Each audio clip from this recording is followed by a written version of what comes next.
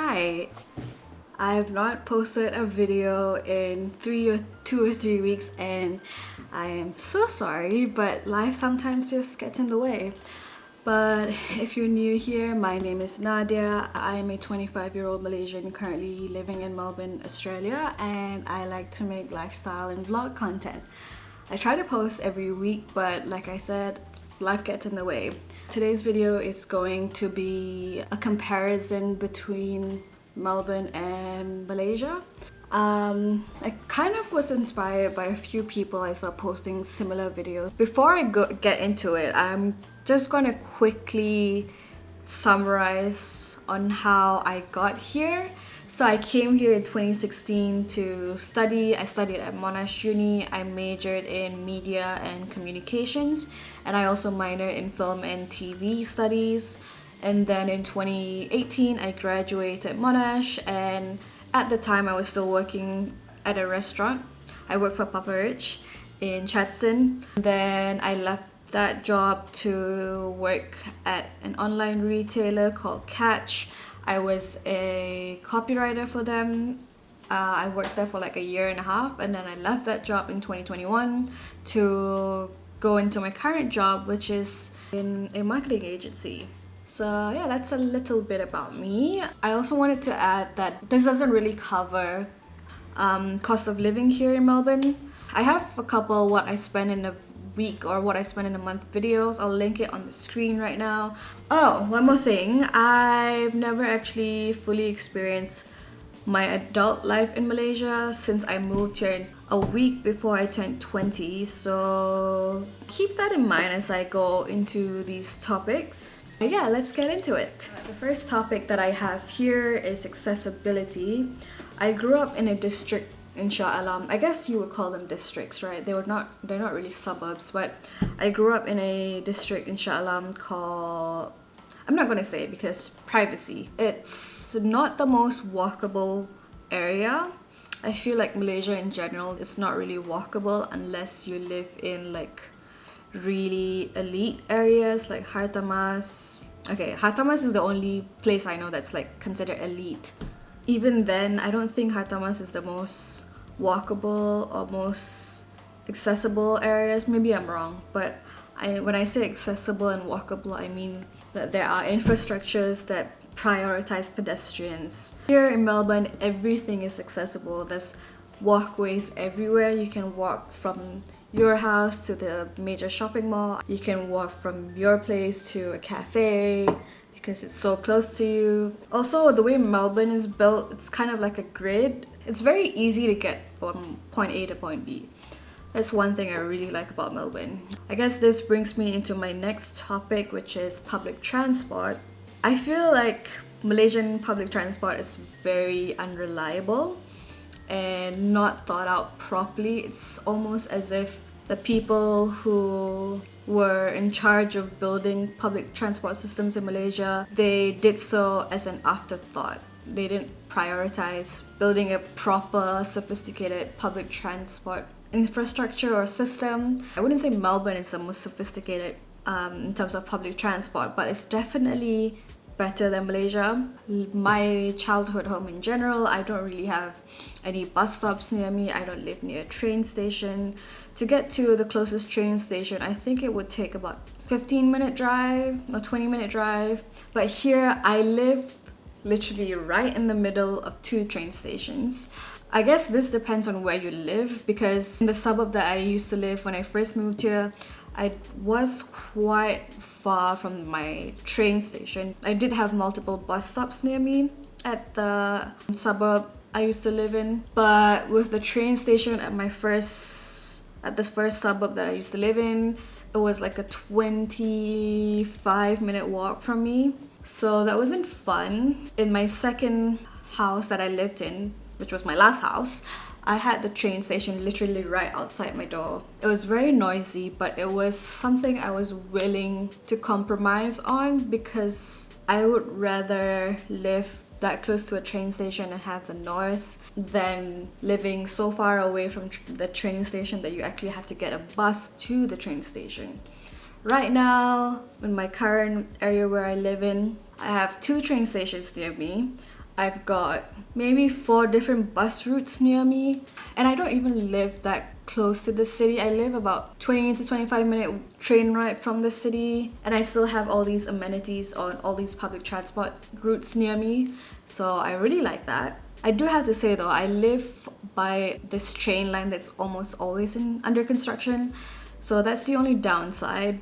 But I feel like generally Melbourne public transport is quite reliable. They can be late sometimes, but generally reliable, and if I feel like everything's connected here. So yeah, the next thing I'm going to go into is diversity. I feel like Malaysia prides itself on being diverse. The most common festivals or holidays we celebrate are Hari Raya, Chinese New Year, Deepavali, and Christmas. So they're all like, no, actually, now that I think about it, Malaysia does celebrate these cultures in the sense that we're given public holidays for these different festivals or celebrations. But here, Melbourne is diverse. In fact, Melbourne is one of Australia's most diverse cities, and I think 30% of Melburnians were born outside of Australia.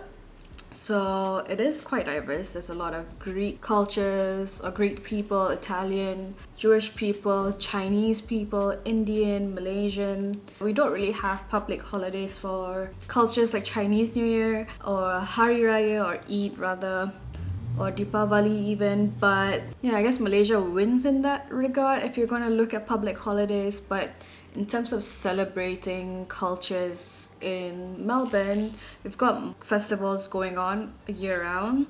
Melbourne is definitely diverse in that regard. In terms of culture, if you're going to shops, people will greet you when you go in. They would say, hi, how are you? How's it going? Or how was your day?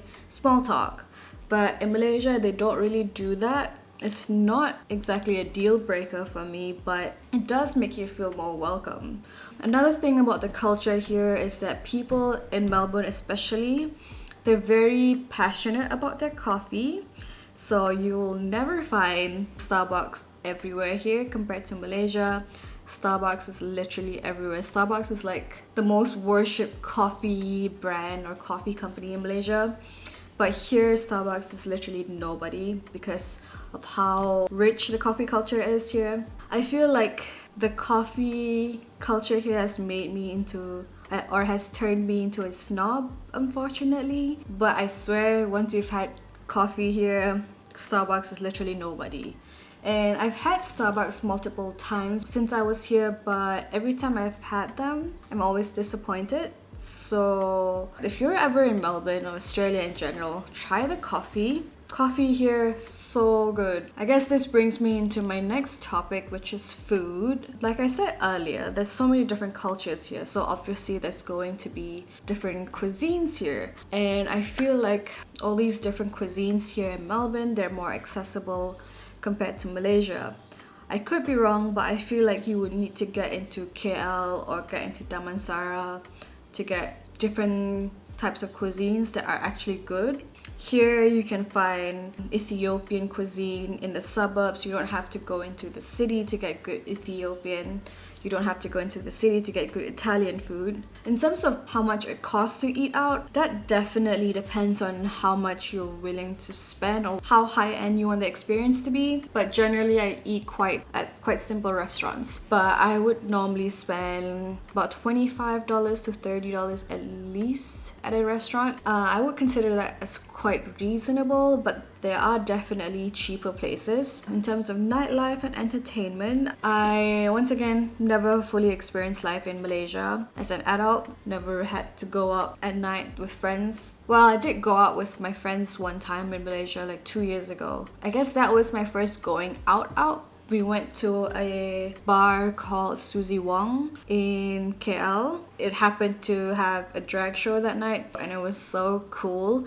Watching a drag show has been on my bucket list for a long time, so I'm so glad I got to experience that. But all I know about nightlife in Malaysia is that I feel like you would need to drive into KL to experience an ideal night out, I suppose. But nightlife here in Melbourne, if you're in like areas like Windsor or Prahran, St Kilda even, or even the city, it's always packed. There's always a line to go into clubs. There's also a lot of gigs here. Obviously, pre-COVID, there were a lot of gigs, but I'm not sure what it's like right now. Fun fact that I've learned recently, Melbourne is the live music capital of the world, so that's something. I feel like big artists never skip Melbourne on their world tours, so I'm so happy I'm living in Melbourne because I've seen Justin Bieber. I've seen Justin Bieber twice actually. The first time was in Malaysia for World Stage, loved it.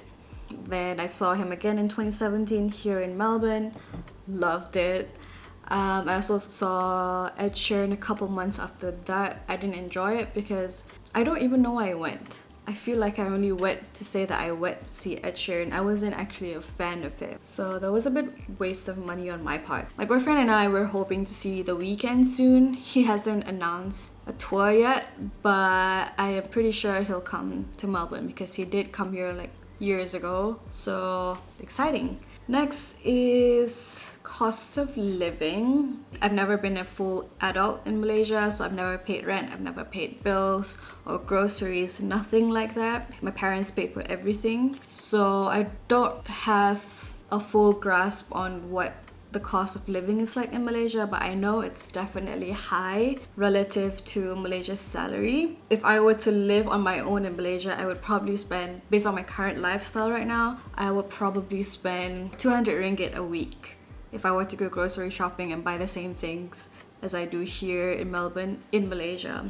I feel like it could be more because I buy things like oat milk, and I know oat milk is about 15 ringgit in Malaysia, which is crazy to me. And I also eat a lot of berries, a lot of spinach, things that are quite hard to get in Malaysia. So I feel like it would cost me at least 200 ringgit to buy groceries in Malaysia. Here, my groceries are, I don't know, it's hard to say. I haven't really been tracking my spending that much, which is so bad to say, but when I was living in my last share house, I would spend like $60 or $60 to $80 a week for groceries, and that includes like cleaning supplies. So I would say that's pretty good, especially when you compare the $60 to $80 to my salary. This brings me to my favorite topic. I feel like I'm quite passionate about this topic, which is purchasing power. I could be wrong about the minimum wage in Malaysia, but I think it's 5 ringgit and 80 cents per hour, which is so low. I don't know how people survive on that. I don't think anyone can survive on that. When I looked up the minimum wage in Malaysia, I also saw articles saying that politicians don't want to raise the minimum wage because they think it would only benefit the foreign workers in Malaysia, which is so stupid. I wish these politicians would live on 5 ringgit an hour because they would not survive. Okay, I'm going to give you an example. Let's say the iPhone in Malaysia is 4,900 ringgit and I am earning 5 ringgit and 80 cents. I actually calculated this. It would take me 845 hours to save up for the iPhone if I earn 5 ringgit and 80 cents an hour. That is a lot of hours to work just to save for an iPhone. And that is if I don't have any other financial obligations, which seems quite unlikely because you need to pay rent, you need to pay bills, you need to pay for your car. In Australia, or at least in Melbourne, the minimum wage here is $20.33, which equals to 62 ringgit roughly. That is like 11 times more. 5 ringgit and 80 cents in Malaysia versus 62 ringgit here in Melbourne. Such a huge difference. Again, same iPhone. It would take me only 79 hours of work to save up for the iPhone. 79 hours is like 2 weeks for me. So another thing I wanted to bring up is that occupations like plumbers, construction workers, traffic controllers here in Australia, they're paid very high. In Malaysia, people don't really appreciate tradesmen like that. I have to say, I was definitely that kind of person, but ever since I moved here, I looked at these people in a different way because they definitely earn more than me. Melbourne definitely wins in terms of purchasing power for me. Next topic I have is safety. I think a lot of the times I go on walks in Malaysia, I would always get catcalled and people would always honk at me and they would do that kissy sound. I never felt fully safe there. But here, generally, I feel quite safe here as a woman. I can easily go out, at least in my suburb in where I live right now. I can easily go out at night and just walk. But I don't think I can ever do that in Malaysia. So the next thing I have is weather. If you've ever been to Malaysia, if you do live in Malaysia, you would obviously know that it's hot and humid literally all year round, and it's almost always raining. In Melbourne, we have 4 seasons, and in winter sometimes it can get to 0 degrees, especially at night, and then in the summer it can get up to like 42 degrees Celsius, which is very, very hot. I think I would rather have Melbourne weather than KL, because I would rather be cold than be very hot. But the only thing about Melbourne's weather that I don't like is that it rains quite often. Compared to Sydney, I feel like Sydney wins in terms of weather. This is one thing I don't like about living in Melbourne, is that in terms of wanting to travel overseas, there's not really a lot of countries you can go to. There's New Zealand. I guess that's it in terms of like general countries people go to in this part of the world. If I were to live in Europe, for example, you've got France so close to you, you've got Switzerland, you've got, I don't know, Spain very close to you. That is something I wish I could change about living in Australia. And yeah, I guess to sum it up, my favorite things about Melbourne is the people, the lifestyle that I have here. The people here are very open and very accepting. The lifestyle here I love. I feel like in terms of work-life balance, I have that here. And I love the food here. I love making money here. And I love how everything is very walkable and accessible a lot of the times. Obviously, my favorite thing about Malaysia is that I have my friends and family there. So that's a very big factor on why I love Malaysia. I also love the food. I feel like getting good Malaysian food is quite hard here in Melbourne. My least favorite thing would have to be how cold or how hot it gets here in Melbourne. My least favorite thing about Malaysia is the, I guess, mindset, the very close-minded, patriarchal mindset, and how it's not accessible at all. And that's it for this video. If you like this video, please hit the like button. It would mean so much to me.